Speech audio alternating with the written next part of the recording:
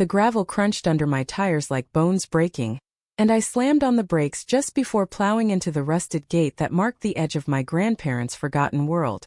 Sweat beaded on my forehead despite the evening chill rolling in from the Sierra Nevada foothills, and as I killed the engine, the silence hit me harder than any city siren ever could, broken only by the distant bleat of a goat that sounded like it was mourning something long gone. I hadn't come back to Andalusia for the olives or the dust. I'd come for the ghost I left behind, the one named Isabella, whose name still tasted like betrayal on my tongue after 10 years of running. Pushing open the creaky gate with a shoulder that ached from the drive down from Madrid, I stepped onto the path lined with wild lavender that hadn't been trimmed since Abuela's hands last touched it. The farm sprawled out before me like a half-erased sketch. The squat adobe house with its terracotta roof sagging under the weight of time, the irrigation ditches choked with weeds, and those endless rows of olive trees that whispered secrets in the wind. Grandpa's old tractor sat abandoned by the barn, its paint flaking like old skin, and for a split second, I could almost hear his gravelly laugh echoing from the days when he'd chase me through the groves with a basket of figs, calling me his little conquistadora.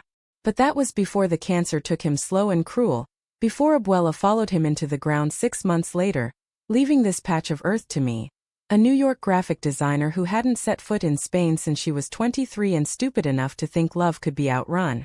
I slung my duffel bag over my shoulder and trudged toward the house, the air thick with the scent of sun-baked soil and something sharper, like regret fermented in the heat. The front door hung ajar, just as the lawyer's email had warned. The property is occupied by a long-term tenant. Handle with care. Tenant. As if Isabella Ruiz was some faceless laborer I'd inherited like a leaky roof. She was the farmhand who'd shown up at 16, orphaned and fierce, with eyes like polished obsidian and a laugh that could coax rain from a cloudless sky. By 18, she'd become the one who knew every twist of the root systems, every whim of the Andalusian sun, and by 20 she'd become mine, in stolen kisses under the stars, in whispered promises against the barn wall that we'd build a life here, away from the prying eyes of the village that still crossed themselves at the sight of 2 women holding hands. But I bolted. A scholarship to Parsons in Manhattan, a one-way ticket, and a suitcase packed with lies about needing space to grow. I told her it was temporary, that I'd send for her once I made my name in the city lights. Instead, I drowned in them: deadlines, dive bars, a string of forgettable dates with women who tasted like ash because they weren't her. Letters went unanswered. Calls dropped into voicemail voids. When Abuelo got sick, I wired money but stayed away, too buried in my American dream, to face the woman I'd abandoned to tend a dying farm alone. Now at 33, with a stalled career and a heart that felt like it had been hollowed out by one too many all-nighters, the inheritance notice had dragged me back. Sell the place, pocket the cash, and finally close the book. Simple. Except nothing about Isabella had ever been simple. The porch steps groaned under my boots as I crossed the threshold, the familiar creak twisting like a knife in my gut. Inside, the air was stale, heavy with the ghosts of paella spices and Abuela's lavender sachets. Dust motes danced in the slivers of light piercing the lace curtains, and there, on the scarred oak table where we'd shared midnight confessions over stolen wine, sat a half-empty mug of café con leche, steam curling up like a question mark. She was here. My pulse thrummed in my ears, louder than the cicadas outside, and I set my bag down with a thud that echoed my resolve, or lack of it. Isabella! My voice cracked on her name, thinner than I'd intended, swallowed by the empty kitchen. No answer. Just the tick of the old wall clock marking seconds I'd wasted. I wandered deeper, past the living room with its faded photos of Abuelo in his fedora, grinning beside a prize sow, and into the hallway where our old rooms branched off like unspoken regrets. Hers was first, door cracked open, the scent of olive oil and fresh earth wafting out. I pushed it wider and there she was. She stood by the window, back to me, silhouetted against the dying light, her frame leaner than I remembered but still carrying that quiet power, like the hills that cradled this valley. Her dark hair, once cropped short for practicality, now fell in loose waves to her shoulders, streaked with threads of silver that caught the sun like warnings. She wore a faded chambray shirt tucked into work pants, sleeves rolled up to reveal forearms corded from years of wrangling the land. At 33, she looked like Spain itself, etched by wind and worry, beautiful in her unbrokenness. She didn't turn right away, just gripped the windowsill a fraction tighter, her knuckles paling against the wood. "You came," she said finally, her voice low and rough like gravel under tires. No accusation, no warmth, just fact, delivered in that Andalusian lilt that still twisted something deep in my chest. I swallowed hard, the words I'd rehearsed on the flight dissolving like sugar in rain. "The lawyer said. I had to. For the will." She laughed then, a short, bitter sound that didn't reach her eyes when she finally faced me. Those eyes, God, those eyes, held the weight of a decade's silence, dark and unyielding, framed by faint lines that spoke of sun and sorrow. Her face was sharper now, cheekbones prominent under sun-kissed skin, lips pressed into a line that might have been a smile once. The will. Right. Because that's why anyone comes back to ghosts. We stood there, the space between us a chasm wider than the Atlantic I'd crossed to escape it. The farm's heartbeat pulsed around us, the distant low of cattle, the rustle of leaves against the pane. But in that room time folded back on itself. I wanted to say I was sorry, that the city had chewed me up and spat me out hollow, that every skyline view had been a poor substitute for the curve of her neck under moonlight. But pride is a stubborn weed, and mine had taken root deep. Instead I crossed my arms, mirroring her stance. "I'm here to sell it, Isabella. The farm. It's too much for one person and I'm not staying." She finished for me, arching a brow that dared me to lie. "No surprise there. You always were good at leaving." The barb landed, sharp as a thorn from the bougainvillea outside. I opened my mouth to fire back. Something about how she'd let the place fall to ruin, how she'd hoarded our memories like a miser. But the fight drained out of me as I took her in fully. Up close, the changes were stark. The faint scar above her left eyebrow from that time we tumbled down the hillside chasing fireflies, now faded but permanent. The way her hands, calloused and sure, fidgeted with the hem of her shirt, a tell she'd always had when nerves got the better of her. She was still the girl who'd taught me to harvest olives by hand, fingers sticky with the fruit's oil, promising we'd make our own empire here. And I was still the fool who'd believed we could until fear, of the village whispers, of my parents' disapproval back in Queens, of a love that felt too big for my small-town bones, sent me fleeing. That night we circled each other like wary cats over dinner. I'd brought provisions from the city, crusty bread, chorizo, a bottle of Rioja that felt out of place amid the farm's austerity, but she insisted on cooking, pulling pots from the cupboard with a familiarity that stung. The kitchen filled with the sizzle of garlic and tomatoes, the air thickening with saffron's golden promise. We ate at the table, forks scraping plates in rhythm to the unspoken accusations hanging between us. "Tell me about New York," she said after a while, her tone neutral as she poured wine, the liquid glugging like a reluctant confession. I shrugged, poking at a slice of potato. "Busy. Lights everywhere. Jobs that pay the rent but steal your soul. Lies by omission. I didn't mention the parade of apartments, the women who'd come and gone like seasons, none leaving a mark because they weren't her." She nodded, eyes on her plate. "Sounds glamorous. Better than this, anyway." A pause, then softer. "Your grandparents would be proud. Abuela always said you'd light up the world." The words twisted and I set my fork down. They barely knew me the last 5 years. "I sent postcards, Isabella." "Postcards?" Her gaze lifted, steady and piercing. "And I sent you letters. Dozens." Until I stopped, because what was the point? Guilt bloomed hot in my chest, but I shoved it down. I was building something. A life. A life without me. It wasn't a question, just a statement, delivered with the quiet devastation of someone who'd long ago accepted the truth. The wine soured on my tongue. We finished in silence, the clock ticking like a countdown to whatever explosion this visit would ignite. Later, as I lay on the lumpy sofa in the living room, insisting she keep her old room, I stared at the ceiling beams, etched with spiderwebs and memories. Sleep evaded me, chased away by the creak of floorboards overhead, her pacing like a metronome to my regrets. Outside, the farm breathed. Wind sighing through the olives, a nightingale's trill cutting the dark. It was the sound of home mocking my exile. By dawn, resolve hardened. I'd tour the property today, assess the damage, call the realtor tomorrow. Clean break. But as I stepped onto the porch with coffee in hand, mug warming my palms against the crisp air, there she was, already in the groves, a silhouette bent over a tree, basket slung on her arm. She moved with the land's rhythm, plucking fruit with efficient grace, her hair catching the first rays like a halo of fire. Watching her, something in me cracked, the wall I'd built against this place, against us. I set the mug down and followed the path, boots sinking into the soft earth, each step pulling me deeper into the pull of what I'd left behind. The groves enveloped me like an old embrace, the air humming with bees drunk on blossoms. Isabella didn't acknowledge me at first, just kept working, her knife flashing silver as she scored the olive skins. Up close, the basket was half full, the fruit glistening like dark jewels. "These trees are ancient," she said without looking up, as if continuing a conversation we'd never stopped. "Some planted before Columbus sailed. Your grandpa used to say they held the secrets of the Moors."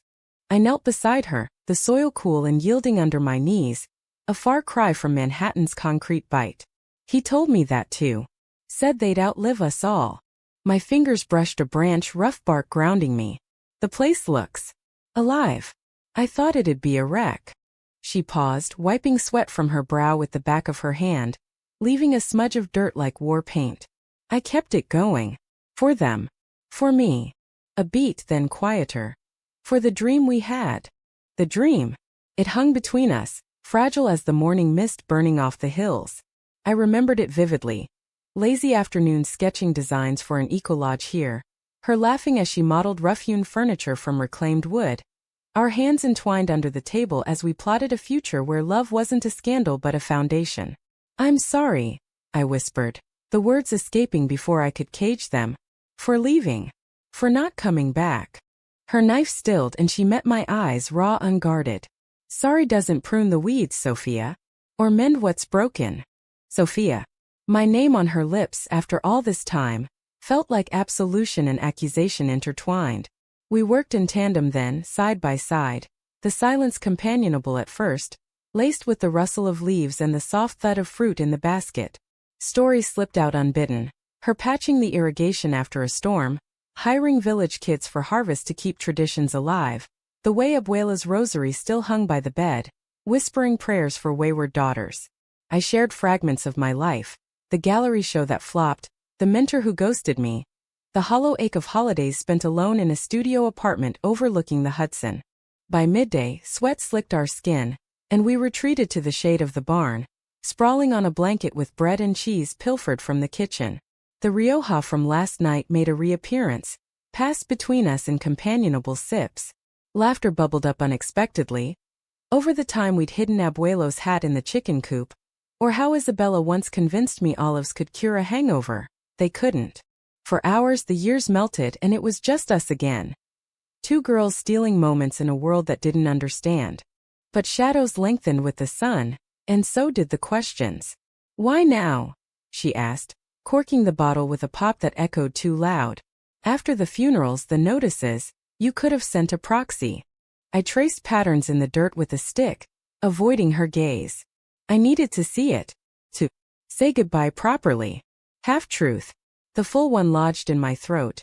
I needed to see you to know if the fire still burned or if it had guttered out like a spent candle.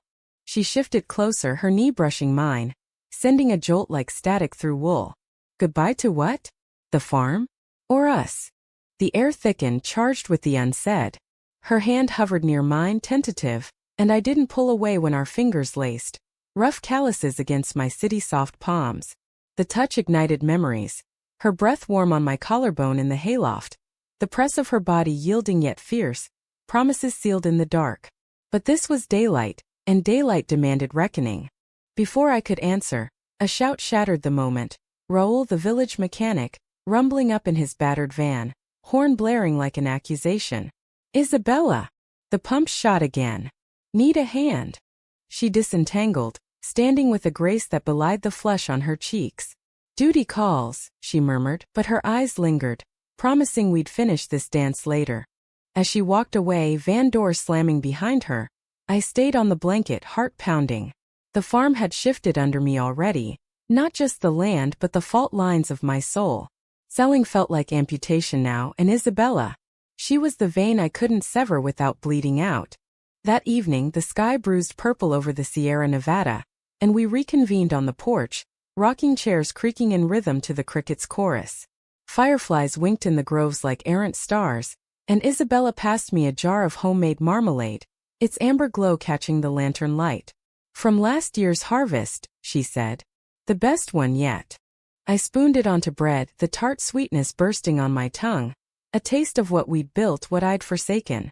Conversation meandered. Politics in Madrid, the drought's toll on neighboring fincas, the way tourists now flock to Seville for flamenco but skip the real soul of the countryside. Then, inevitably, it circled back to us.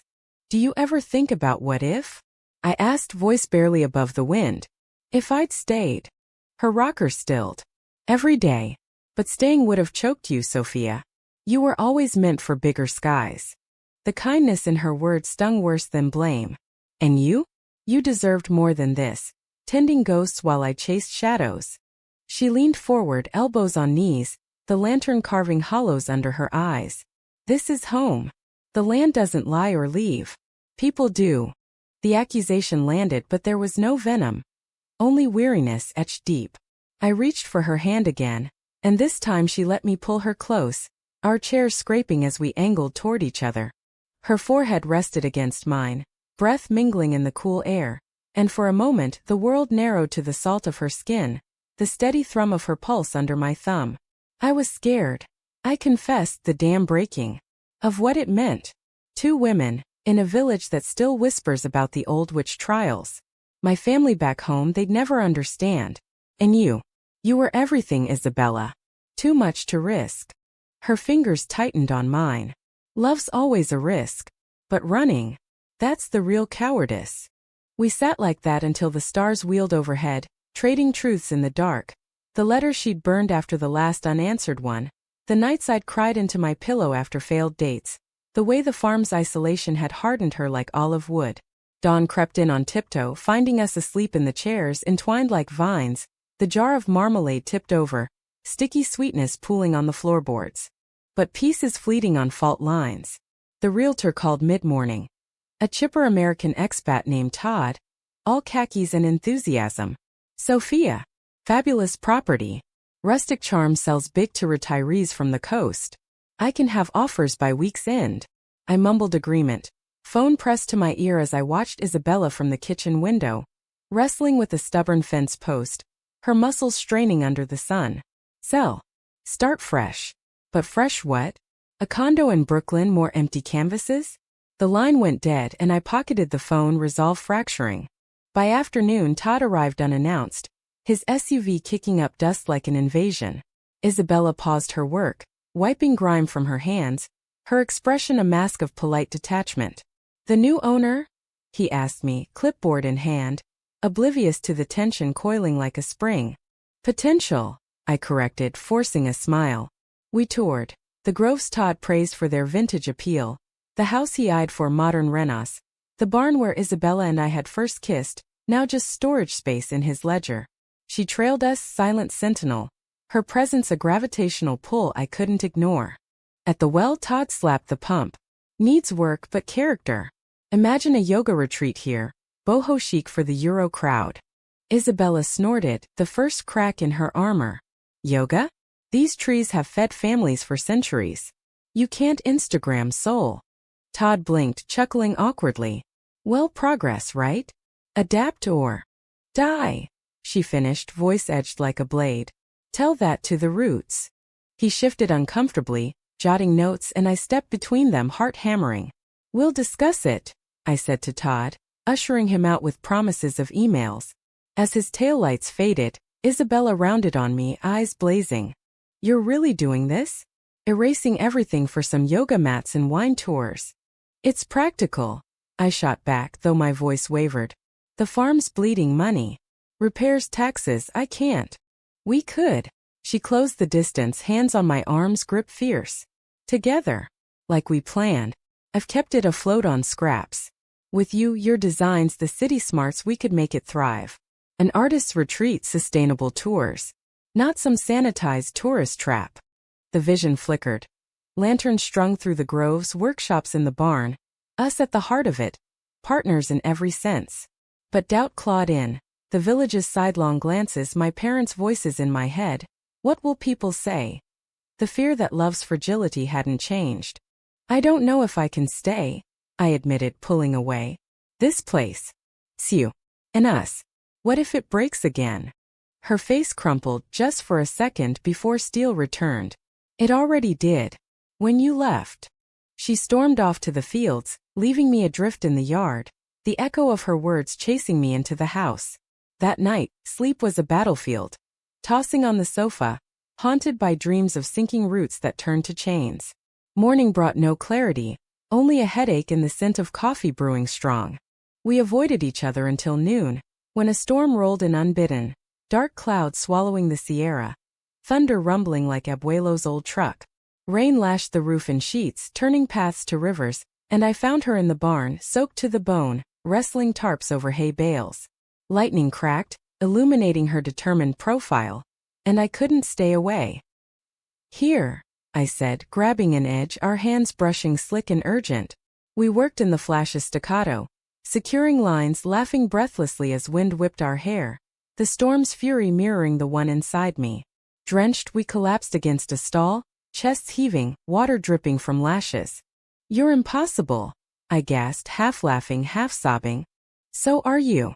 Her hand cupped my cheek, thumb tracing my jaw, and in that electric pause the world held its breath.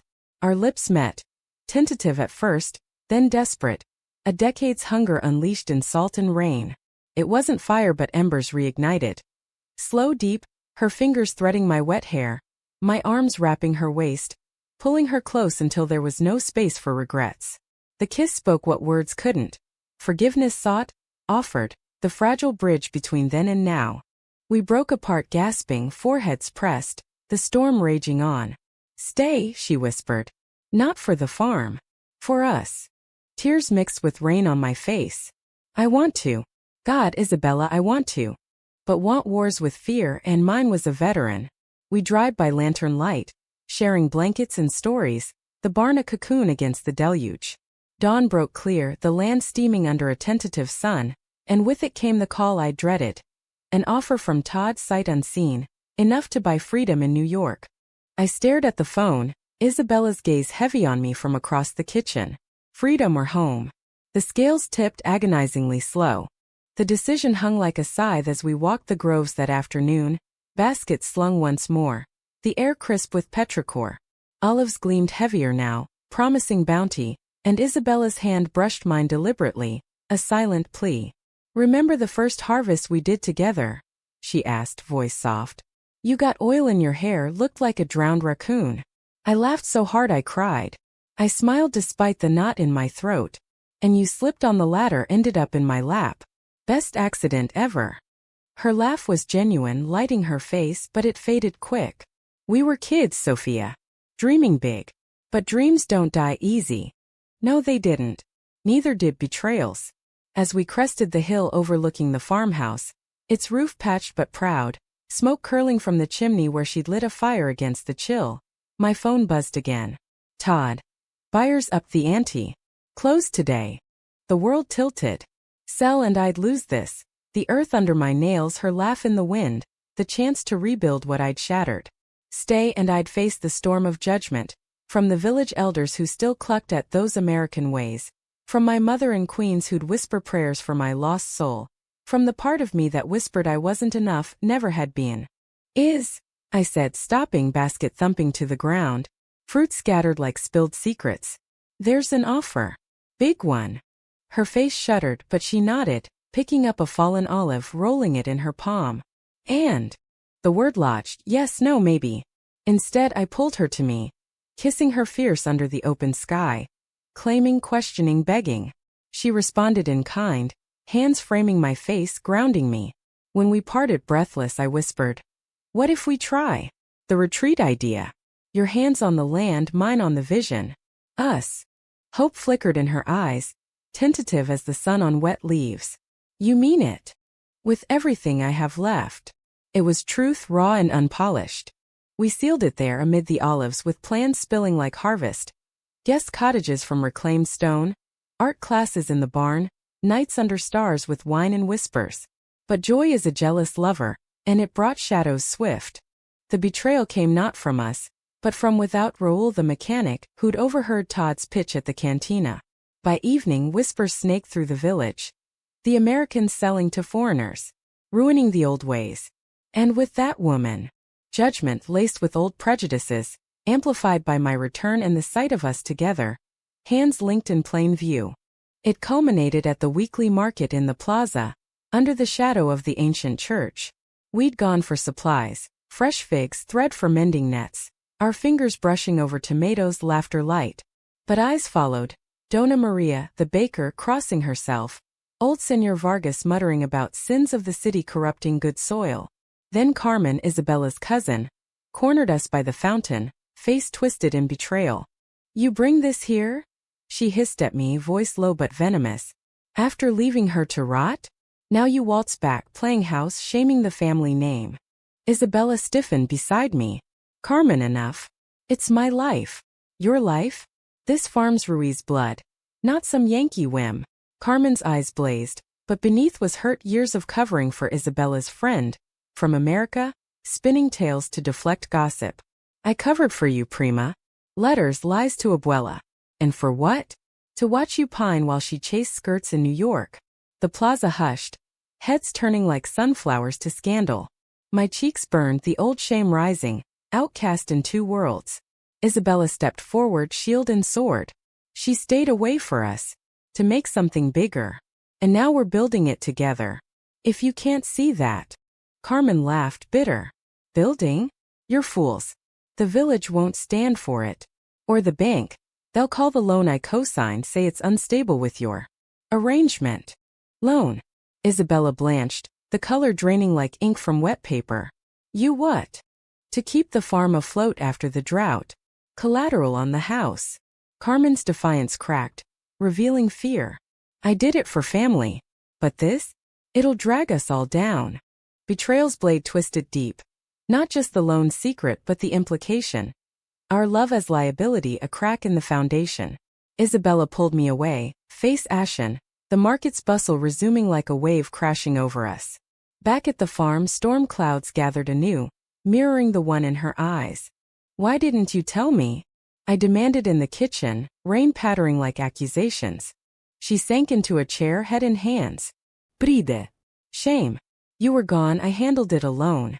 Carmen helped, no strings. Or so I thought. Strings. They bound us now, taut and treacherous." "We can fight it," I said, kneeling before her, hands on her knees. "The retreat plan, it's solid. Investors, grants for sustainable AG. We'll prove them wrong." Her eyes met mine, stormy. "Prove? To who? The village? Your family? Or ourselves?" Doubt crept in, insidious. That night as thunder rolled, we lay in her bed. First time since my return. Bodies close but hearts adrift. Her touch was tender, mapping scars both seen and unseen, but sleep came fitful, haunted by what-ifs. Dawn brought the call. The bank echoing Carmen's threat. Default looming unless we refinanced. Impossible without clear title. And the village's sway held sway over local lenders. Todd's offer gleamed like a lifeline, but taking it meant exile for Isabella, erasure of her roots. Crisis peaked at dusk when Carmen arrived uninvited, flanked by two uncles, grizzled guardians of Ruiz's legacy. They crowded the porch, voices rising like the wind, demands to sell, to set things right, slurs veiled as concern. "For the family's sake," one growled. "Not some unnatural folly." Isabella faced them, spine steel. "This is my folly. My home. And Sophia's part of it, or none of you are." Tempers flared, shouts, a shoved chair. Until I stepped in, voice cutting the chaos. "Enough. You want the farm pure? It's already tainted by greed and fear. Isabella's poured her blood into it. If you force this, you'll lose her too, not just the land." Silence fell heavy. Carmen's resolve wavered, uncles muttering retreats. They left with warnings, but the seed of doubt sown deep. In the aftermath, Isabella collapsed against me, sobs racking her frame. First crack in her armor. "They're right," she whispered. "I'm dragging you into ruin." "No." I held her fierce, rocking like Abuela once did for me. "We're the ruin if we let them win. This is our story, not theirs." We rebuilt from there, brick by stubborn brick. I scrapped the sale, diving into plans. Sketches for the retreat, emails to eco-investors in Barcelona, Even a tearful call to my mother, who wept but promised, "Be happy, Mija." That's all I ever wanted. The village simmered, but Carmen came around slow, first with tools for repairs, then quiet apologies over coffee, her betrayal born of love's fierce protectiveness. Months blurred. Groves pruned, cottages rising from sketches to stone. Our hands blistered but linked. The opening gala drew skeptics and supporters. Flamenco under lanterns, olive oil tastings, my designs woven into every corner. Isabella's speech, voice steady as the hills. This farm survived invasions, famines, fools like us. It's about roots, and choosing who waters them. As guests mingled, she found me by the barn, pulling me into shadow for a kiss that tasted of victory and vows renewed. No grand gestures, just us, flawed, fierce, finally home. The shift was complete. Not in the land but in us. Betrayal's scars lingered, but so did grace. In Andalusia's embrace we bloomed, two women, rewriting the soil's secrets one tender root at a time.